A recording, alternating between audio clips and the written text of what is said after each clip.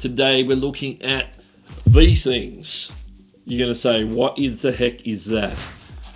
This is basically a weighted bag or a sandbag, which you can use to hold down your lighting stands, your tripods, your microphone stands, whatever it is that might be set on the floor. It could be at a risk of being knocked over, blown over in the wind, or be top heavy.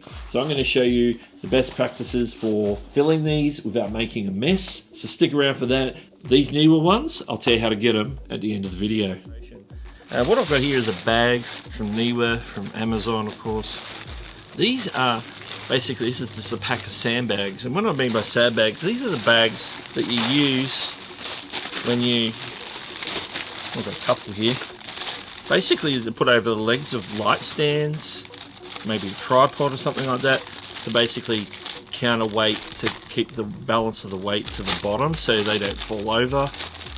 Could be a backdrop stand, could be a C stand, different things like that. So basically in each bag you have a pouch with a handle, and in each one you can see there's a zip. And basically called sandbag because you fill it with, well, sand usually is one option. But I'm going to show you a way to not use sand, so you don't get sand everywhere in your studio or your house, and little other tips like that. So basically these are the default sandbags that you get from Neewer. You can order them on Amazon in a kit. I've got a kit that has a whole bunch in them. I've actually lost track of how many's in this thing. Let's have a quick count. So it gets a kit of 6. So I'm going to show you, got the very first one here. We've got the zips ready to go. Now these are double zipped, so they do make them in mind that you're going to put something loose in there and that you got your double zip for protection. And so what you're going to need obviously are these bags, or if you have something similar, like this one's also from Neewer, but this is a stripy bag. It's the same deal. You can see it's got the zip there, and this one actually has a carabiner, so you can hang it on, say, a boom arm. So it's like more like a counterweight bag than a sandbag, but the design and use case is pretty much the same thing.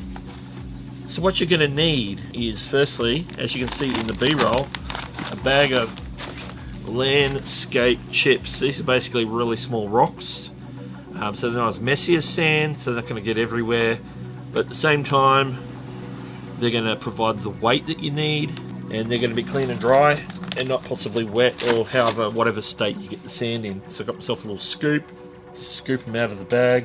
And then these little sandwich bags, these Ziploc sandwich bags.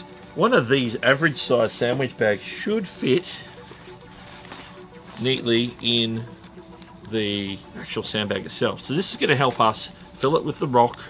We can slide it in without making a mess. We're not like pouring rocks into the sandbag directly. We're going to make these bags and put them in. Another advantage of using these Ziploc bags is you can make them different weights by putting less and more in if you need to, like make a real heavy bag, or just a bag that's a certain weight. So if you've got some scales and you want to weigh them, you could do that as well. Let's get into the process of making one of these right now.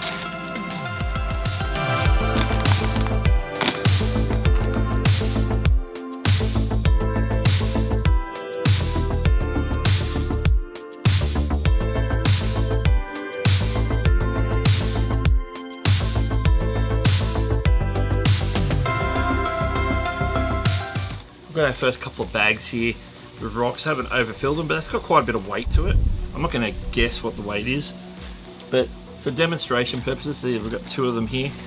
What I'm going to do is open the zips, and we're going to drop them in. Here we go. This makes it super clean, so there's like no dust, no fuss. And then all we need to do is zip the inner zip first. And once we've done the inner zip, there's 2 zips of course, and then do the outer zip. And then that's in there. And then we flip it over to the other side. A few moments later. And then we've got instant weighted bag. Now it's got to be like us 2 bags of rocks. That's probably going to be at least, a kilo or more. That might even be closer to 2 kilos. I'm going to make up a whole bunch of these with all the bags I've got, and then I'll come back to you and show you with them all finished.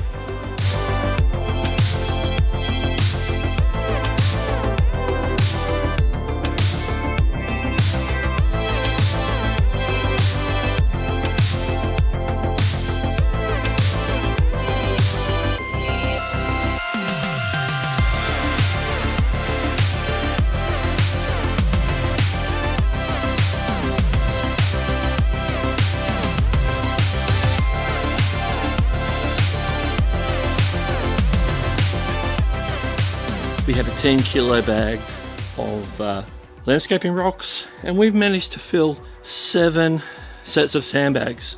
What is it that you need? Let me recap.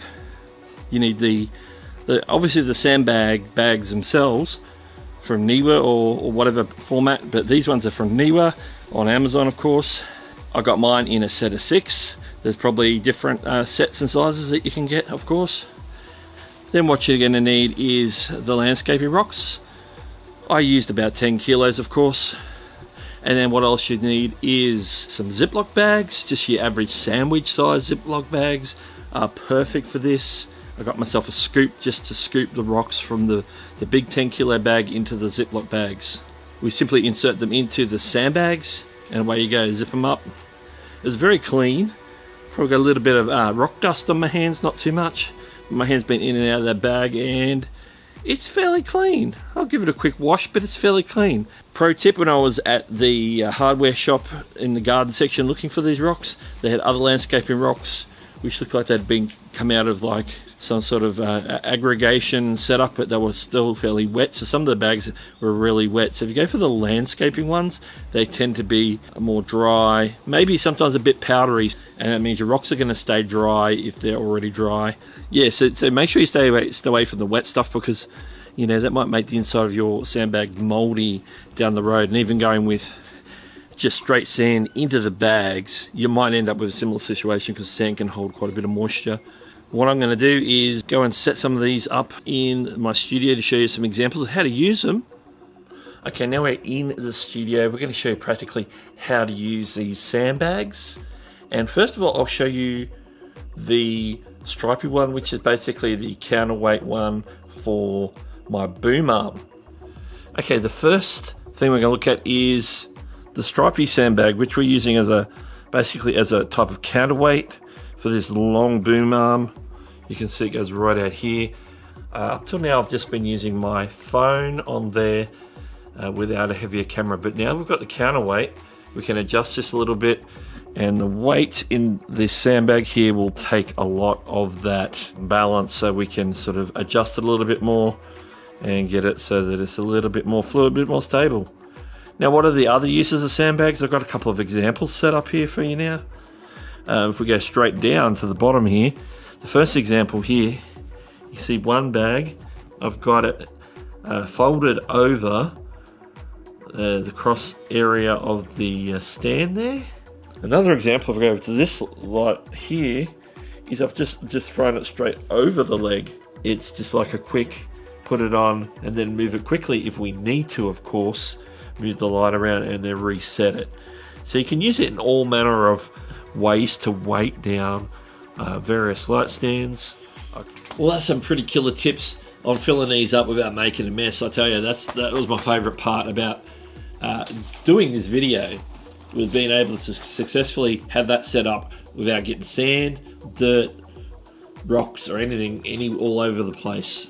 If you want to pick up some of your own sandbags from Amazon, I've got a few links in the description, various size packs of these sandbags from Neewer, so check them out if you're in the market for sandbags to hold down your stands. If these tips were helpful for you, make sure to subscribe and come back for more tips around YouTube and content creation. Well, that's all I got for you today. This is Doug, and I'll catch you later. Subscribe to Doug Hewson YT for more tech for content creation.